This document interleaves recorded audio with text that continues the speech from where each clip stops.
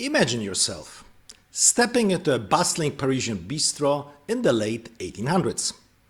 The gas lamps glow softly over the polished oak tables, waiters scurry back and forth, balancing trays of coq au vin and bœuf bourguignon, and every table, no matter how modest, prides itself on pouring the finest Bordeaux or Burgundy. However, there is a very good chance it was concocted in someone's backyard shed by a cunning rogue with a still and a suitcase full of mysterious powders. The French have always been obsessive about the origin of their wine, but it wasn't born out of lofty snobbery. It was a battle cry against an era when nearly half the bottles on your table could be nothing more than clever fakery, syrupy syrup, or worse, poisonous arsenic. And this is knowing is winning. And today I will talk about why the French are so particular about the origin and the actual contents of their wines. Let's go back to late 1800s. French vintners were, to put it diplomatically, masters of illusion. If you wandered into a small chateau in the Medoc and asked for a real deal, you might leave with a full stomach but an empty wallet, because what you tasted was often sugar water.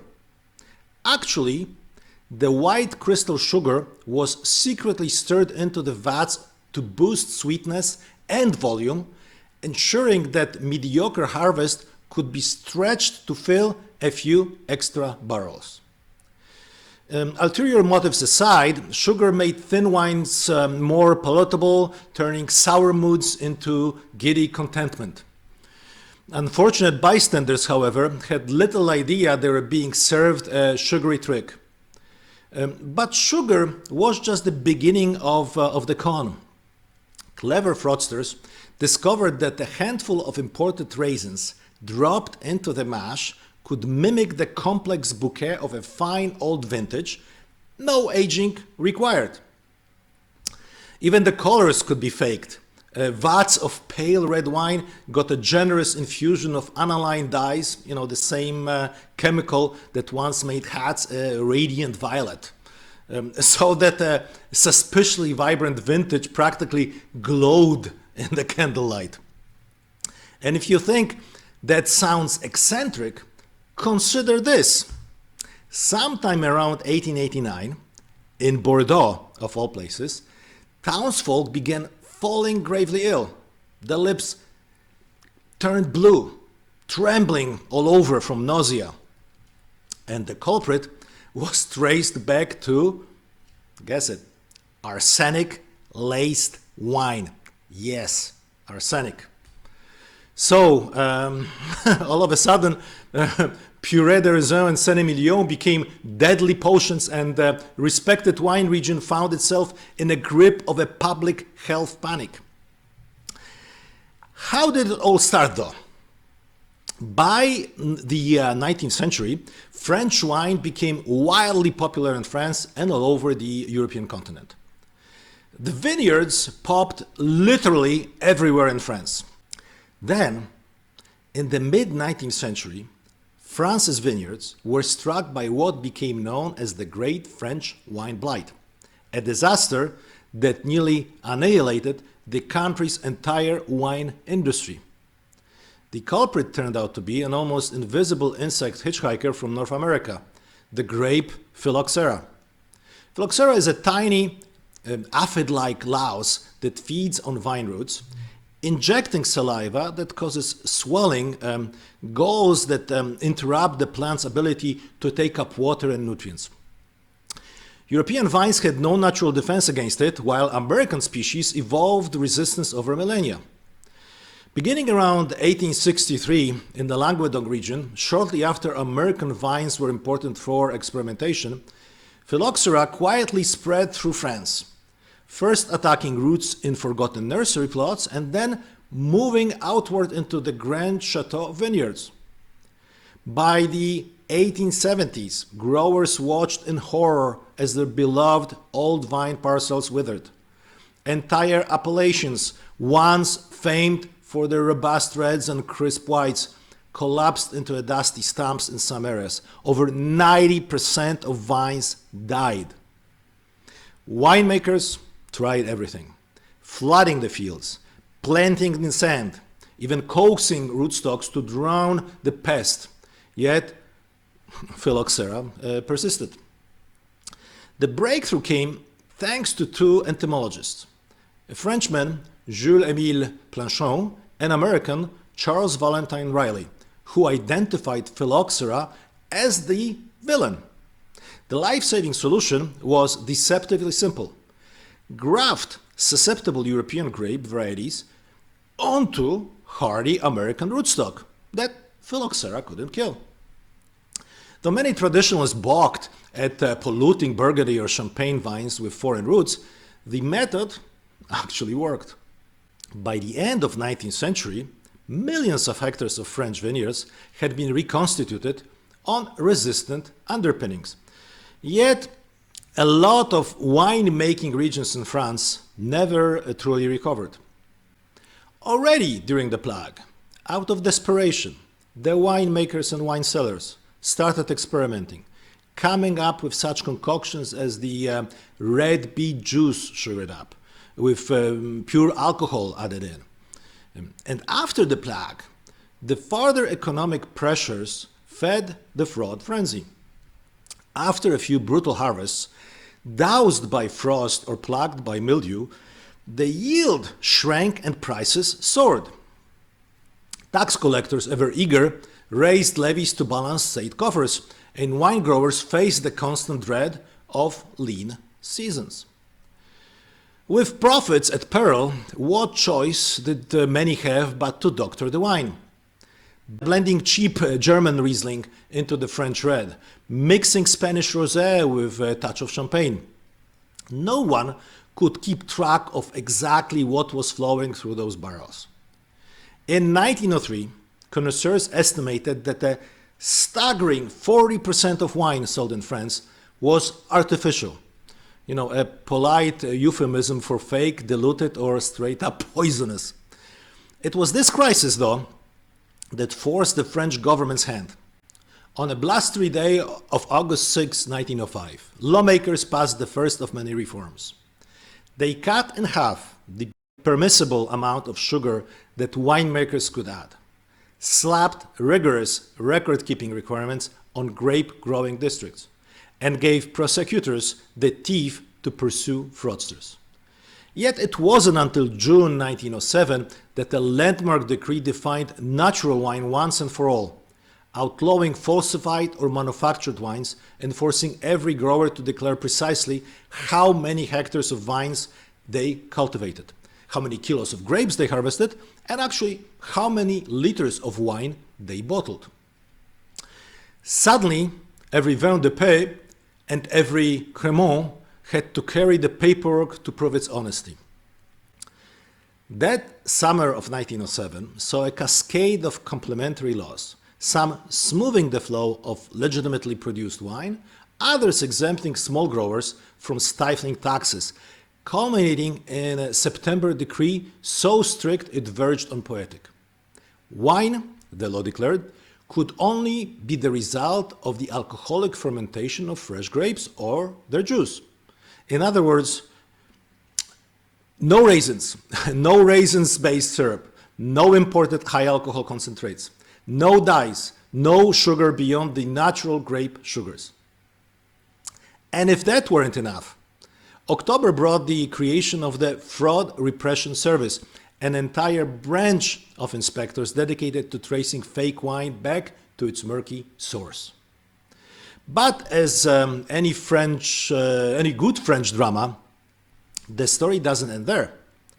Recognizing the state could only do so much, the vignerons of the Midi bonded together, forming the Confédération Générale des Vignerons in 1907. And let me interject here something. French is not my first language, so I do apologize for everybody French who is watching this, but I'm really trying, and I hope at least I'm pronouncing it closely to what it's supposed to be pronounced. For those who are interested in the actual pronunciation, of course, you've got subtitles and you can see what it really looks like and what it should be pronounced. But anyway, coming back to the topic, the grassroots union of vineyards, backed by the Ministry of Agriculture, by 1912 sent legions of investigators out into the vineyards. They tested random barrels, cross-checked growers' ledgers, and imposed heavy fines on anyone found slipping toxins or sweeteners into the must. Within a few short years, the percentage of adulterated wine plummeted, and with it, the French public trust in perfectly innocent grape increased.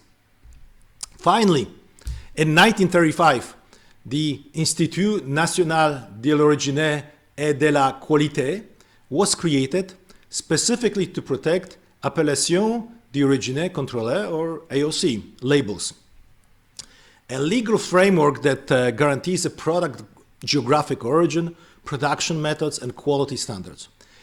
It has since expanded its scope beyond wine to include cheese, Roquefort, Camembert, butters, creams, and oils, honey, lentils, poultry, and more. It also handles now European designations like PDO, Protected Designation of Origin. In France, it's AOP. PGI, Protected Geographical Indication, which is IGP in France. So why, you might wonder, do modern French winemakers drone on about Appellation d'Origine Contrôlée, Terroir, and the exact plot of soil their vines cling to? It isn't a ploy to inflate prices or gatekeep haute cuisine aficionados. It is a promise that each sip of wine was nurtured by an own grower and shielded by a century of laws meant to protect the wine from exactly those sneaky tricks that once turned Bordeaux into a gaslight horror show. Today, when you pick up a bottle of Châteauneuf-du-Pape, its cork stamp and its embossed label whisper, "This wine has an ancestry traceable to defined boundaries, like a noble lineage immune to imposters." When a sommelier patiently explains the gravelly soils of Pessat-Léognan or the limestone of Sancerre, she isn't flaunting expertise. She's assuring you that fraud has been kept at bay. Because in France, knowing exactly where your wine comes from is the ultimate guarantee that no one's diluted your drink with cheap long, no one's hidden red dye behind a rosy hue, and above all, that you won't end up with a side of arsenic alongside your duck confit. The French obsession with origin labels thus serves a practical purpose. It lets the buyer breathe easy, secure in the knowledge that the wine in hand is the genuine article, not a Frankenstein's monster of sugars, dyes, and dubious additives. Each AOC region's strict controls, tasting panels, and geographic definitions are the descendants of those early 20th century reforms. Laws born from necessity, crafted to protect both livelihood and health. They turned a wine industry on the brink of chaos into one of the world's most revered, setting the template for quality seals, such as PDOs and PGIs that span Europe today. So next time you uncork a French bottle and read the label's tiny print listing appellation, year, and producer, remember, it is more than just a marketing flair. It is a century-old safety net woven from the collective memory of a time when unscrupulous grower could poison you or peddle you candy water disguised as Grand Cru. Every legal requirement, every committee tasting, every approval stamp stands between you and the ghosts of those shady winemakers who once treated wine as if it were someone else's playground. Far from snobbery, the French fixation on terroir and appellation is an act of contrition and celebration rolled into one. Contrition for a fractured history of fakes and frauds, and celebration of the genuine, unadulterated delights that real grapes from real vineyards can offer. It is difficult not to admire the French for their care and attention they give to food and drink. It is not that they celebrate eating, but rather they celebrate the taste and quality of their cuisine and their wine. So, raise your glass, say santé, and savor not just the flavor, but the assurance that thanks to a century of vigilant laws and proud traditions, you're indeed getting the high quality wine you paid for. And truly, in the world of doubt, knowing that you are getting a real thing is absolutely marvelous. And this was Knowing is Winning. Thank you very much for watching.